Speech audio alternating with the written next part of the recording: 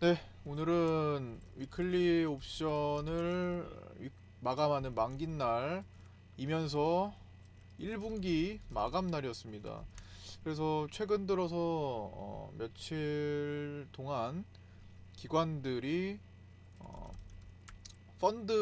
자신의 펀드에 들어가 있는 종목들 대상으로 1분기 때 많이 밀린 것들 위주로 마지막에 끌어올려서 포트를 좋게 만드는, 일시적으로 좋게 만드는 위클 아 윈도우 드레싱이 나온 시기였고요. 그렇게 크지는 않았네요. 금융투자와 연기금이 그런 역할을 좀 해줬고, 최종적으로 선물 매수가 얼마나 끝날지 이제 나오고 있지만 1조 원에 또 실패를 하는 모습입니다. 오늘 아침에 굉장히 빠른 속도로 외국인들이 선물을 6천억 대까지 이렇게 땡겨 놓길래 오늘 드디어 1조 원 매수를 땡겨주나 기대를 했지만 그냥 그게 다였네요. 5천억 대로 끝났고, 음, 선물이 10시 반 이후로 멈춘 가운데 위클리 옵션 전쟁만 컸던 하루였습니다. 만기 싸움, 월말이면서 분기말이면서 옵션 만기였기 때문에 그 자리 싸움이 좀 치열했고요. 뭐 이미 아침에 제가 자리는 정해졌다 라고 말씀을 드리면서 하루를 편하게 보시면 된다라고 말씀드렸는데, 너무 거래가 없었어요. 시장 거래 자체가 전체적으로도 크지 않았고 일부 종목, 개별성 종목에만 좀 쏠리는 경향이 있었습니다. 테마라고 치면은 뭐 어제 막판에는 뭐 수소차가 움직였고, 오늘은 5G, 과거에 5G 관련주들이 뭐 6G 얘기가 나오면서 5G 종목들이 조금 움직였고요. 뭐 대한광통신이나 뭐 이노인스트루먼트, 뭐 HFR 같은 것들, 서진 시스템 뭐 등등 뭐 그런 것들이 오늘 전체적인 상승세를 좀 만들었고, 나머지는 거의 다 뭐 개별성이었던 것 같습니다. 뭐 대한전선을 필두로 대원전선, 가온전선, LS전선 아시아 뭐 이런 종목들이 좀 움직인 건 있는데, 대한전선에 오늘 겹호재가 생기면서 사우디 수주 등 겹호재가 생기면서 나타났던 거고, 얘가 거래량이 뭐 3억 가까이 나오면서 3억 주까지 나오면서 거래 대금이 약 5천억 정도, 전체 시장에서 삼성전자와 SK 하이닉스 다음으로 대한전선이 만들어졌고요. 전체적으로 시장 거래가 약한 가운데 파생 거래에만 집중된 하루였습니다. 결국에는. 그리고 문제가 되는 게 일단 옵션, 위클리 옵션 말고 월물 옵션인데, 오늘도 어, 외국인들은 풋옵션을 많이 사고 개인들이 풋옵션 매도를 많이 해줬습니다. 금액으로 살펴봐도 두터워요. 개인들이 풋옵션을 32억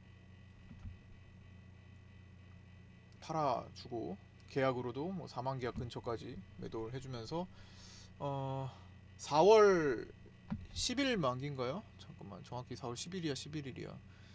4월에 4월 옵션 만기가 지금 한 10거래일 정도 남았을 겁니다.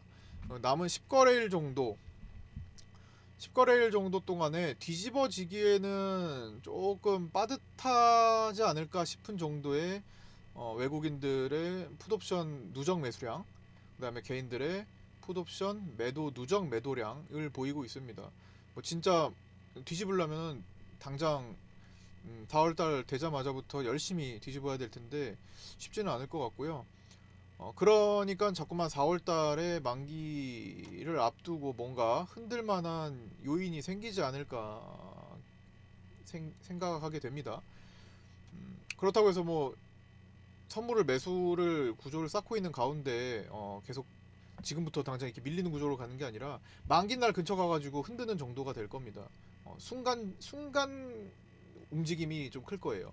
원래 옵션은 이제 단위 시간 동안의 움직임이 얼마나 크냐에 대해서 변동성이 생기는 거기 때문에 아마 만기쯤 가면은 이 구조를 가면 흔드는 어떤 이유가 생길 가능성이 높습니다. 뭐 러시아 우크라이나 문제라든지, 아니면 중국의 어떤 문제가 생긴다든지, 아니면 하다못해 뭐 북한에서 뭐 또 김정은 얘기가 또 돈다든지, 뭐 다른 뭐 핵실험을 또 한다든지. 근데 뭐 어떤 사유가 됐든 통화 정책 얘기로 갑자기 급격하게 뭐 밀릴 건 아닌 것 같고, 어떤 지정학적인 리스크 사이로 순간적인 하락 사유를 줄 만한 것들이 뭔가 발생할 가능성이 높아졌습니다. 그러면 그걸 노리면 되죠. 예. 선물을 중장기적으로 지금 밑에서 차곡차곡 쌓아가고 있고, 오늘 처음으로 선물이 플러스 구조의 기로에 딱 섰어요. 완벽하게 만들진 못했지만 선물을 외국인들이 처음으로 상승을 했을 때 유리한 구조를 만들려고 딱 고개를 든 날이에요. 아까 6천억 넘어갔을 때가 조금 고개를 완전히 들었었는데 지금 그것도 숙이면서 끝나긴 했어요. 근데 이런 구조로 계속 지금 싼 구간에서 기존에 매도했던 걸 덮어내고 신규로 매수로 자꾸만 쌓아두면 어쨌든 밑에서 산 거는 올라가야지만 유리한 거기 때문에 구조가 점점 우상향으로 바뀌게 됩니다. 근데 그거를 지금 오늘 첫 시도한 날이라고 생각을 하고요. 이런 구조가 계속되면 옵션은 순간적인 움직임만 충격을 줄 거고 그렇게 크게 염려가 되지는 않습니다. 단기적인 거니까요, 결국엔. 그러니까 이번 반등은 2년 전처럼 급격한 하락과 급격한 반등을 보이는 게 아니라 한 몇 개월에 걸쳐서 7, 8개월을 걸쳐서 오랜 기간 동안 하락 구간을 만들었기 때문에 올라가는 것도 굉장히 천천히 더디게 이렇게 반등을 하면서 그 중간에 자꾸만 파생 만기 때마다 이런 출렁임을 줄 가능성이 높겠다. 이렇게 생각하면 되고요. 지금 생각하지 못한 어떤 악재들이 도사리고 있을 수도 있는데 그게 지금까지 나왔던 악재들을 뛰어넘는 수준은 아닐 거라고 봅니다. 통화 정책에 대한 내용도 지금 얼마나 오랜 기간 동안 그렇죠? 시장이 다 적응을 다 어느 정도 해놨던 거고 굳이 생긴다면은 러시아 디폴트 문제도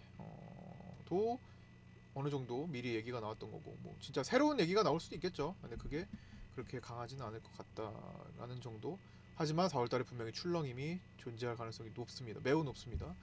선물을 그걸 덮어낼 정도로 더 많이 사지 않는 이상 약 2조 원 단위, 막 1조 원 이상, 2조 원 단위를 사지 않는 이상 그렇게 될 것 같고요. 종목은 테마가 어제도 말씀드렸지만 어제는 수소차, 오늘은 5G 관련된 거 6G 얘기 돌면서 이렇게 계속 돌고 있죠. 오늘 건설 건자재 쪽 오늘 쉬었고 정치 테마주들 6월 1일 지방선거를 앞두고 새로운 정치 테마주가 형성이 되고 있는데 또 오늘도 그것마저 쉬었고 유승민 쪽만 올라갔고 그 다음에 전기차나 자율주행 이런 것들도 쉬고 있고 게임주, NFT, 메타버스 다 쉬는 중이고요. 그러다가 갑자기 하나씩 칠 거고 오늘 그 전쟁 관련주들이 조금 설거지 비슷한 봉을 만들었죠. 어제 시간에 좀 띄우고 또 개인들 꼬시가지고 유가 관련주들, 천연가스 관련주들, 원자재 관련주들 또 개인들 매물 또 만드는 과정입니다. 그런 것들을 따라가면 안 되고요. 전쟁은 어차피 마무리되는 단계로 가니까 전쟁주들의 결말은 다 나 있단 말이에요, 거의. 그게 왔다 갔다 출렁임을 주면서 떨어질 거고 가장 급격하게 올라갔던 니켈 쪽 있죠. 니켈이 굉장히 하루 이틀에 폭등을 일으켰으니까 그 니켈 관련주들도 결국에는 다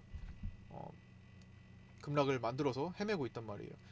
유가 관련주들도 길게 보면 다 이런 식으로 펼쳐질 거고 그래서 전쟁 관련해서 올라왔던 것들에 대해서 조심하시고 이제 거기서 이동을 해서 리오프닝 쪽이나 다른 움직이지 않는 밑에서 차곡차곡 준비를 하고 있는 종목군들로 구성을 하는 게 바람직해 보인다. 한 자리에서 사는 게 아니라 천천히 매집하는 게 훨씬 더 유리한 상태가 될 겁니다. 급하게 올라가지 않으니까. 만약에 2년 전처럼 급하게 올라가야 된다 하면은 좀 더 빠르게 사는 걸 강조드릴 텐데 지금은 약간 천천히 매집 형태로 하는 게 조금 더 유리할 가능성이 높아 보입니다. 네, 오늘 이 정도로 마치도록 하고요. 종목들에 대해서 1분기가 끝났으니 정리를 해서 올려 주말이나 아니면 4월 달에 좀 보고 좀 올려드리도록 하겠습니다. 네, 고생 많으셨고요. 카톡방 없으신 분들 카톡방에서 같이 공부하고 싶으신 분들은 언제든지 오픈 카톡 유종구로 검색하셔서 주시거나 쪽지를 주시거나 아무튼 개별적으로 연락을 주시면 됩니다. 오늘도 고생 많으셨고요. 내일 아침 4월 1일 아프리카 TV에서 8시 반에 뵙도록 하겠습니다. 감사합니다. 마칠게요.